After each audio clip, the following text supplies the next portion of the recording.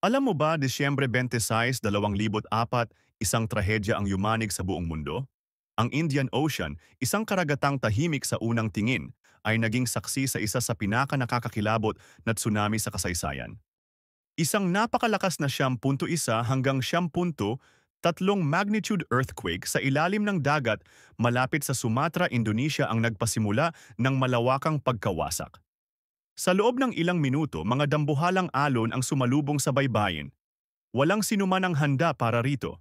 Ang mga bansa sa paligid ng Indian Ocean, Indonesia, Thailand, Sri Lanka, India at iba pa ay hindi nakaligtas.